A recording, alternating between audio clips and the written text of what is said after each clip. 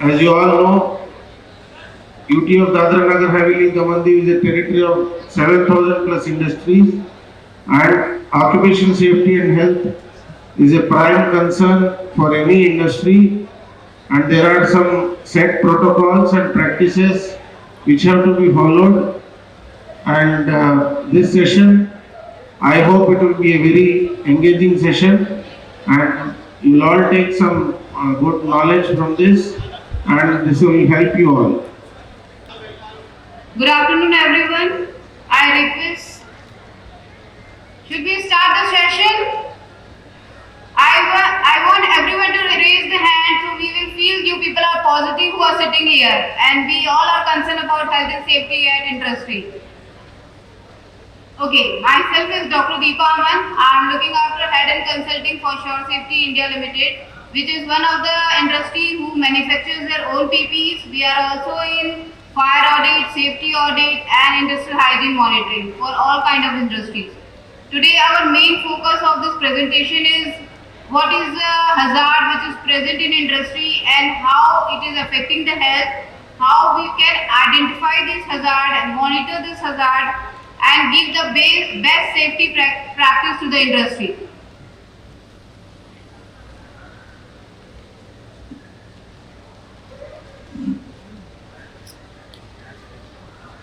As we know that every industry follow the safety standard norms, what all the standard in audit it comes, and ISO as per a safety 14489 and all. But we also know that what is the meaning of safety, why it is required.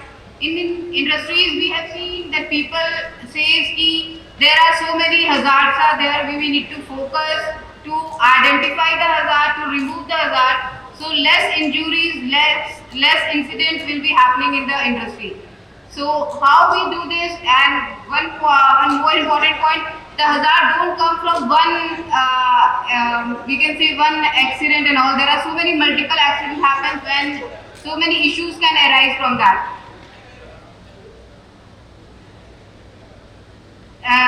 What is the primary principle of occupational health and safety? It is not if any incident is happening in the industry, we see one incident is happening, some people focus on the incident, they give the suggestion this has to be, we also do the audit and finding out how we can implement the best practice to the industry.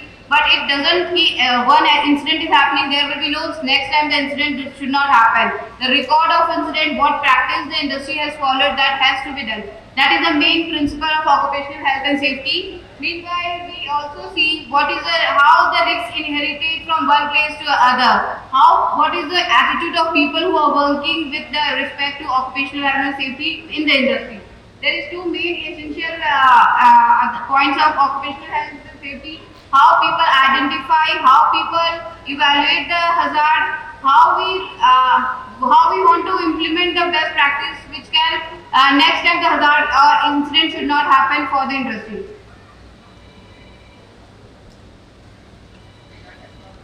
As I said, the condition of changing the set of circumstances that present a potential injuries or illness or any property damage for the industry, that potential of inherited the characteristics of activity, condition or circumstances which can produce the adverse and harmful effect to the industry. What does this mean? It is like if any incident has happened, what were the circumstances was there that incident happened, how we evaluated the hazard, what practice we followed, did the people were trained to make the best suggestion, did they know how to identify, how to save the people who are working. All that has to be done before any people are joining to the industry or basically when they are working in the department which is called safety department.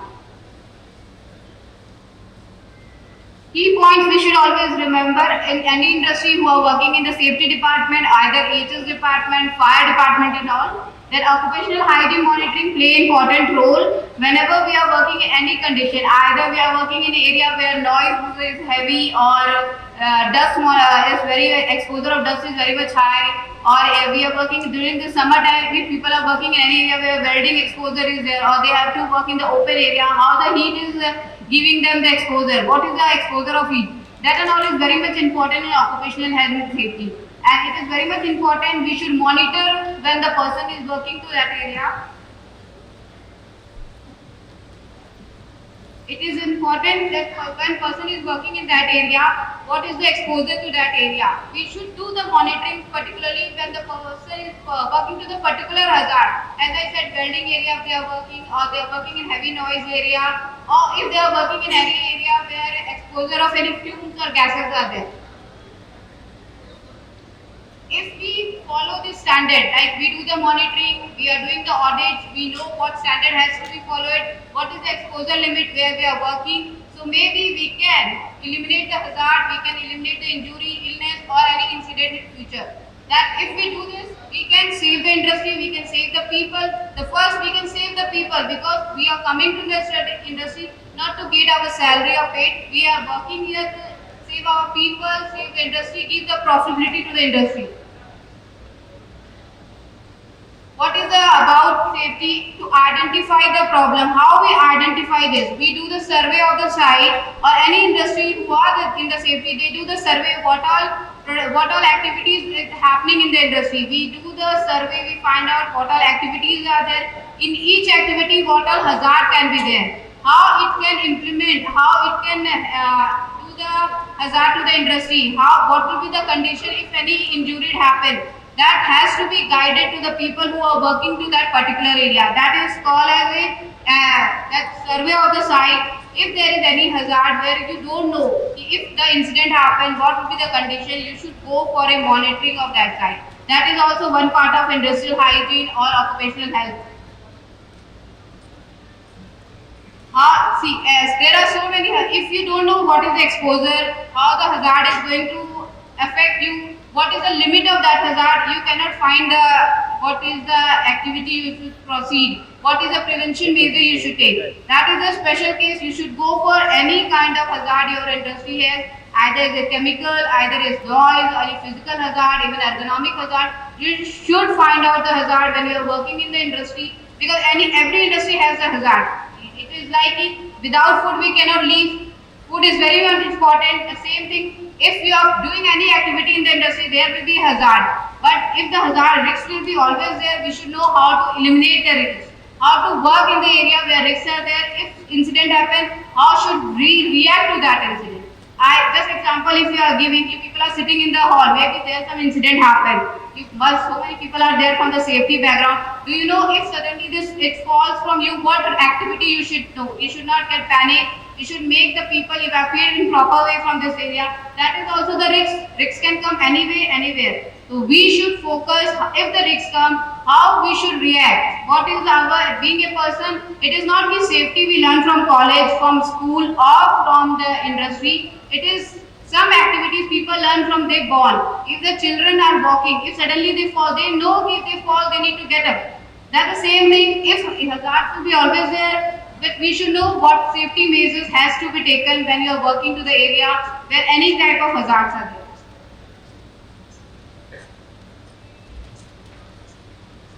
Again we can say in occupational health and safety, 4 pillars of this occupational health and safety is leadership and engagement. How the management, how the people who are working in occupational health, what is their enrollment, what importance they are giving, how they want the people to work under their team. Did they are focusing, did they know how people are giving importance, they have a knowledge completely where they are working. What is the incorporation of all the management team who are working in this area of occupational health or safety division. Then do we do what condition? Do we do the survey of the site quarterly, monthly, yearly? If there is any incident happen, do we have the record of that incident?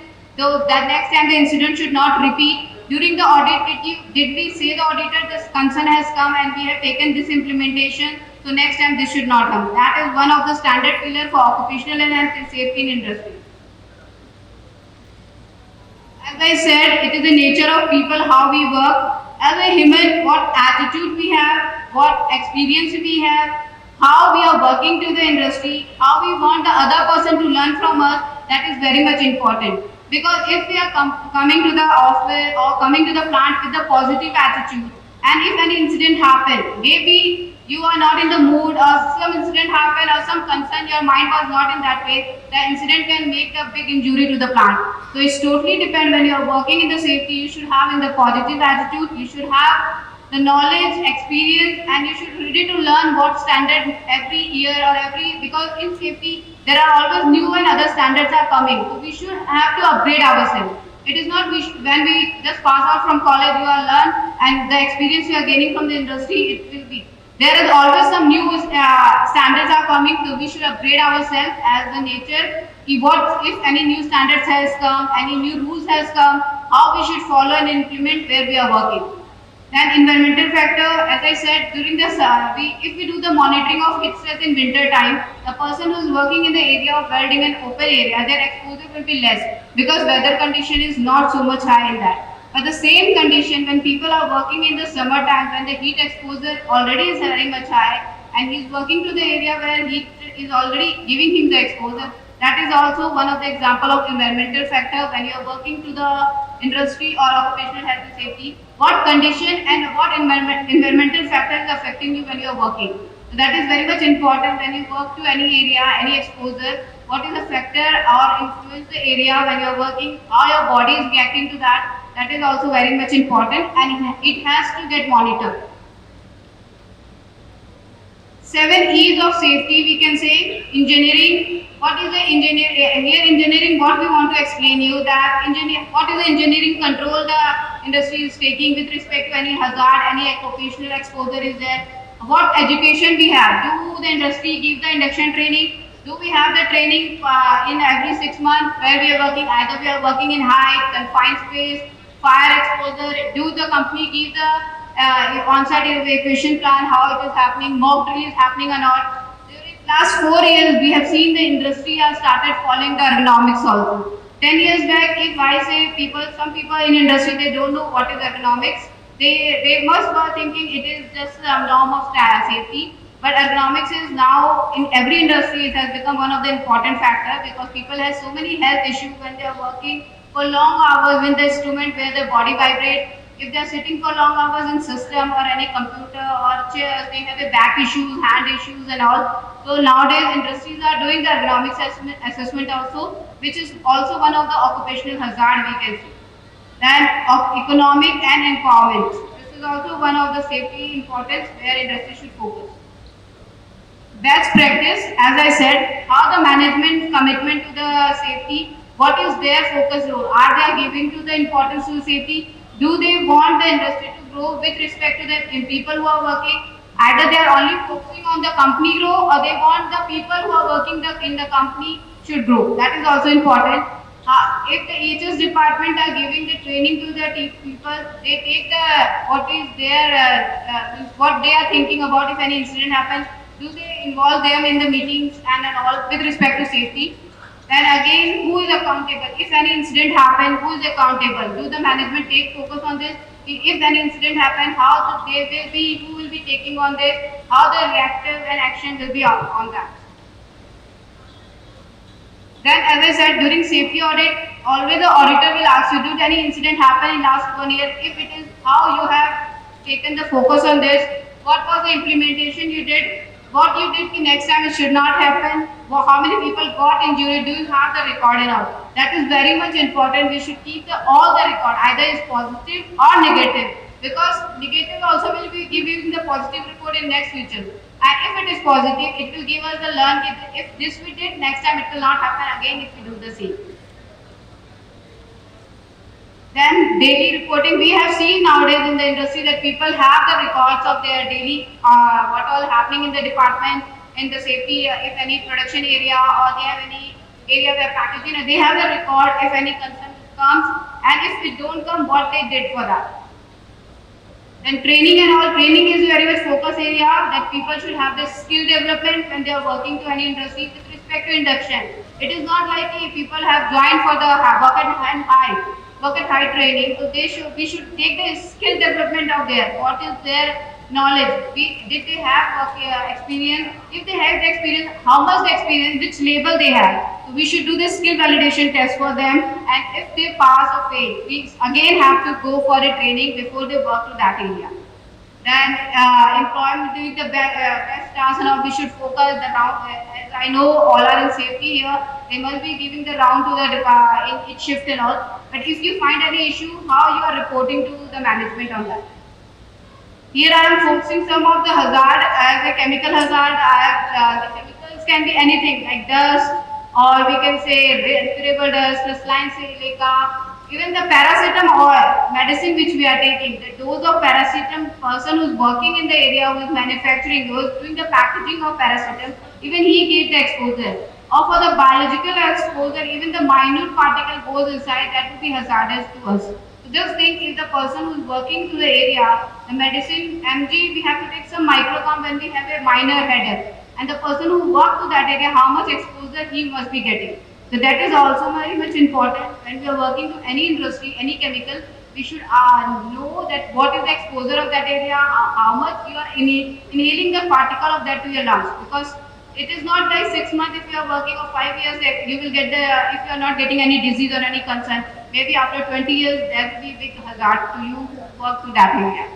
Then as a physical hazard, again noise, is there, heat is there, vibration is there. People who drive heavy vehicles and all, they have an issue of vibration. Their hand get numb. They have an issue of some people who work for 15, 20 years in that area, they've got the paralysis and all. That is the issue of vibration. Then biological as lazulina and other exposure. Then ergonomic hazard, as I gave the example, long time sitting. Here also you are sitting in the chair, that is not ergonomic certified, and you must have, maybe some people have the issue of back and all when they sit long time for this chair. As I said, the example of some of the like solid, liquid, welding fumes, dust particles, flame, mist and all, that is also a long-term exposure to this type of hazard also is not good to health. This is a fire, some hazard of fire explosive concern which comes. How the it is not only during the inhalation the hazard you will get the exposure. It can go through skin penetration also, like absorption, and when you just touch, some particles go in high through our skins and all. That is also one of the exposure. This is, as I said, if you are working for 2 hours, 2 hours if you work, that it's not necessary if you work for 2 hours for 6 months, exposure will be high. But if you continue working into that area for more than 5 or 10 years, what is the exposure of that contaminant, that particle? That is very much important. The dose, how much dose and how much the concentration you are getting exposed to. As a hexavalent chromium, this is also one of the carcinogen. The minor exposure for long time also can be have a lung cancers and other issues. Asbestos, I think the most of the countries has banned asbestos, but in India still the asbestos is not banned. Some industries still have, but there are the industry or there are consultants who do this service. The asbestos, we make your plant asbestos free, because you must know the fiber of asbestos, even a minor particle, if you get to the alveoli, it can be a carcinogen.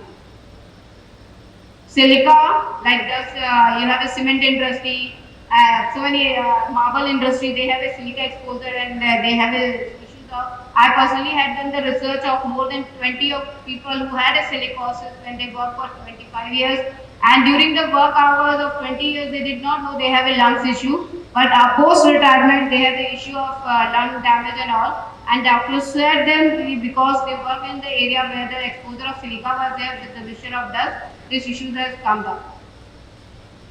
Then lead is also one of the carcinogen hazard. This is generally people say that we have done the monitoring of what chemical we are getting exposed internally, but did you know how much the limit has to be? Like for the silica, the exposure should be not more than 3 mg per meter cube. The same thing, even lead has a different exposure limit.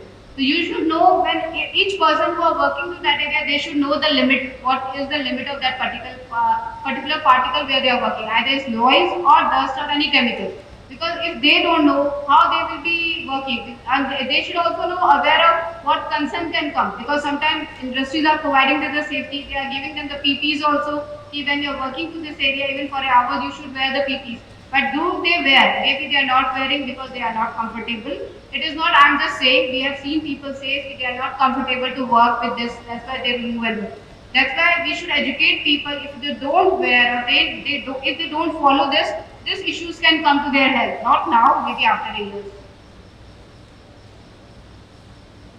This is a biological hazard which is mentioned here. Then, as I said, temperature, radiation, vibration, noise hazards are also there in industries where monitoring has to be. This is what is the control measures we should take against the hazard which is present. Vibration hazard I have already explained you. Noise, the area noise or personal noise, what exposure you have. Ergonomic hazards, working in long or by any where your loading and unloading is happening.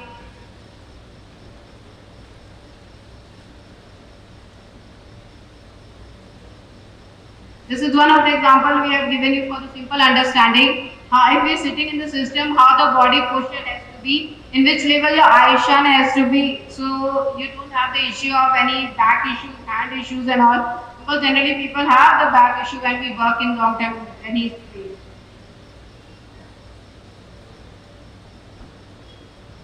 I think so most people know this hierarchy of control. PPs come the last. So best is what knowledge we have. So we can eliminate the hazard. If we don't have we cannot eliminate. We should know how to, what substitute measures has to be taken. So we should not get the exposure to that.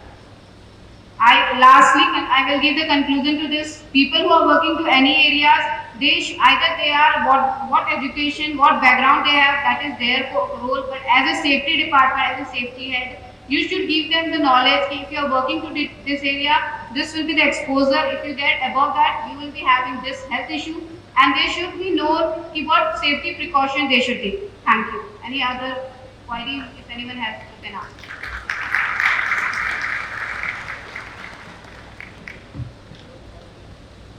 Anyone have any queries, may please ask the speaker.